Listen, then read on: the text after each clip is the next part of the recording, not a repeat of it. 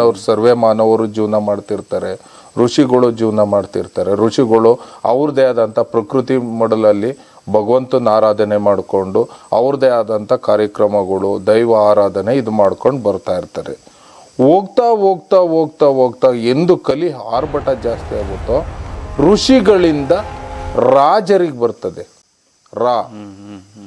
ಇದು ತಾತ್ಪರ್ಯ, ರಾಜರಿಗೆ ಬರ್ತದೆ. ಆ ರಾಜರಲ್ಲಿ ಪರಿಪೂರ್ಣರಾದವರು ಕೆಲವೊಬ್ರು ದೈವಿಕ ಅಂಶದವ್ರು ಬರ್ತಾರೆ.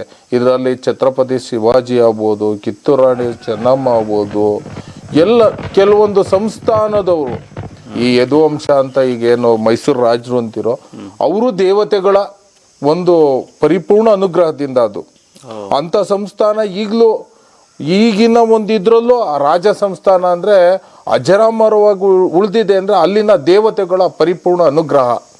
ಚಾಮುಂಡಿದಾಗ್ಬೋದು, ಕಾಳಿದಾಗ್ಬೋದು, ಮಹಾಕಾಳಿದಾಗ್ಬೋದು, ಸಕಲ ದೇವತೆಗಳು ಅನುಗ್ರಹ ಇರೋದಕ್ಕೆ ಅವ್ರದ್ದು ಹಂಗೆ ಉಳ್ಕೊಂಬತ್ತು.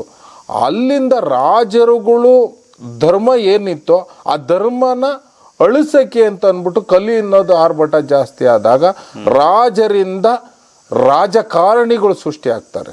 ರಾಜಕಾರಣಿಗಳು ಸೃಷ್ಟಿಯಾದಾಗ ರಾಜಕಾರಣಿಗಳಿಂದ ಅನ್ಯಾಯ, ಅಕ್ರಮ, ನ್ಯಾಯ ಅನ್ನೋದಿಲ್ಲ. ಇಲ್ಲೊಂದು ಹೇಳದೆ